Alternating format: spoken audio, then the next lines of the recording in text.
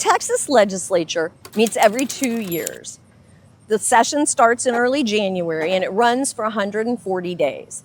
Now, the legislative process is influenced by a lot of factors. It's influenced by politics, it's influenced by constituents, it's influenced by money, but it's also influenced by the calendar. Most public policy issues don't get fully resolved in a single legislative session. More often, public policy goes through a kind of cycle. Typically what happens is a policy problem gets identified out somewhere in the world, and in response, legislators propose legislation. The legislation gets enacted and goes into effect. We say it gets implemented. Eventually, there should be changes observable because that legislation became law. We say they're outcomes. The outcomes get measured and evaluated and analyzed, and almost always it turns out the problem didn't get fully resolved. So there's additional legislation proposed. And from there, it's pretty much rinse and repeat, especially on big, complex policy issues. You can think about policy kind of the way that you think about maintaining your house. There are some tasks you have to do all the time just to keep the place tidy. Things like outdoor maintenance take a little bit more time, so you probably plan ahead for them. And then big projects like replacing the roof, for example, take a lot of advanced planning and budgeting, but you expect those results to last for decades or even generations. Public policy exists to help us maintain the communities that we all call home. Our local communities, our state, and our whole country.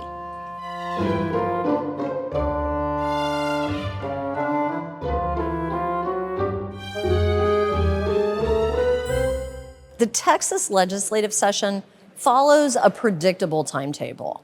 It can vary a little bit based on political considerations or external factors like natural disasters, but the milestones of our legislative process are baked into the Texas Constitution, kind of like the movements in a symphony.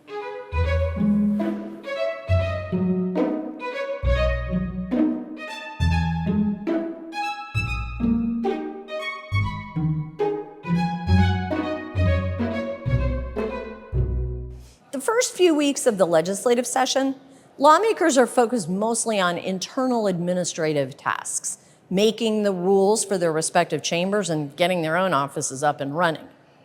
In the House, the members are electing their presiding officer, who's known as the Speaker of the House.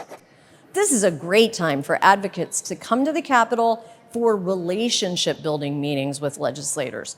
It's also a good time to meet with bill authors, either ones for potential legislation or ones that have already filed bills.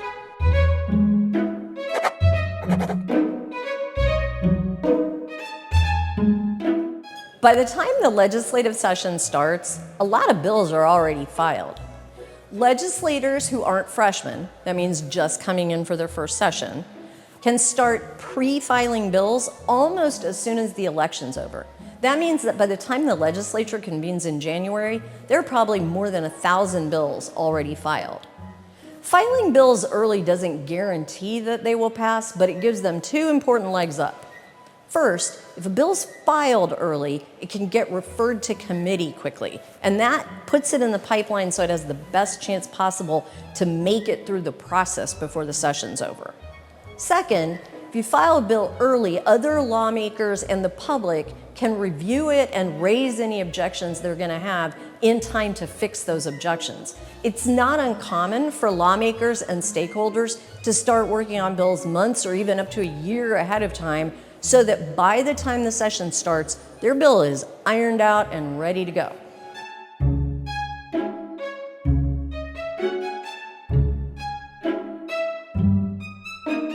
Filing early is great. Filing late is next to impossible. After the 60th day of the session, legislators have to get special permission to file bills, and those bills would face really steep odds in any case. So by the middle of February, most of the internal positioning is done. The next phase of the legislative process revolves around committees, which start hearing bills late February.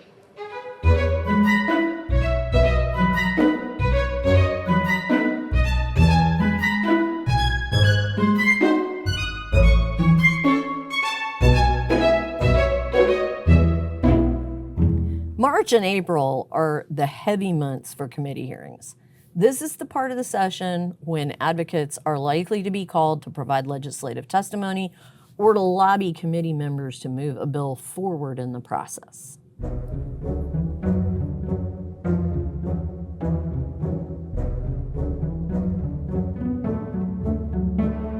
Committee hearings can start early in the morning and last till late at night. The committee chair doesn't have to hear the bills in the order they appear on the agenda, and there can be last-minute changes to the agenda. Advocates can travel hours to testify on a bill only to find out after the hearing starts that that bill has been removed from the agenda. Legislators serve on multiple committees that are all meeting concurrently, so they may have to bounce between hearings. Often, an advocate will wait for hours to testify, only to find that there's one or two legislators on the dais for their testimony.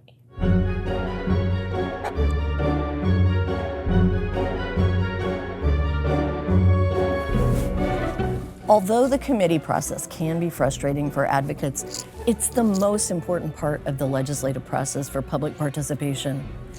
After a bill leaves committee, it becomes harder and harder to address structural changes about it or to provide detailed information about the bill or the issues it addresses.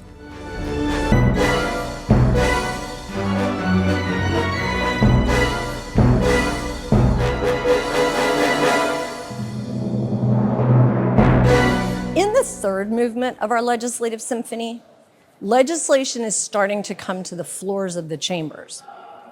As legislators consider first bills that are coming from their own chamber and later bills that originated in the other chamber, advocates often team up to keep eyes on both chambers. For example, if you come with an advocacy group during this part of the session, your group leader might ask you to stay in the Senate and text them if important things are happening so they can stay and watch the House. As legislators are more and more focused on passing bills, advocates can start to feel marginalized and left out. Legislators are listening more and more to each other and less to stakeholders. If you've developed a good relationship with a legislative office by this point, it will stand you in good stead. And if you've developed a texting relationship with your own legislator, good work. That's a gift that will keep on giving.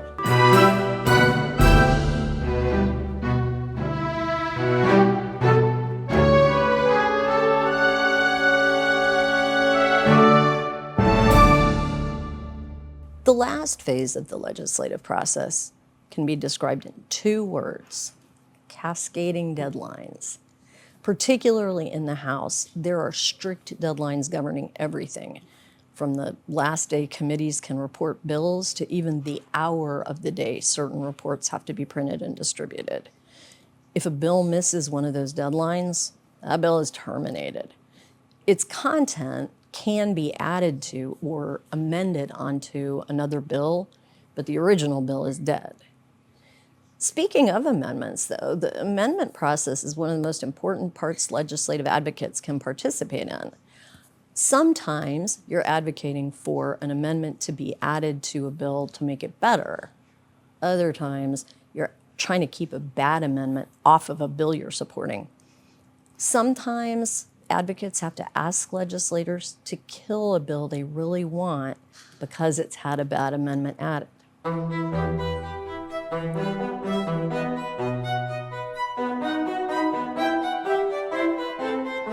The last day of the legislative session in Texas is called sine die, which is Latin for without a day. It means the legislature adjourns with no plans for a subsequent meeting. After sine die, the legislature's done, they go home, and they can't meet again unless the governor calls them back.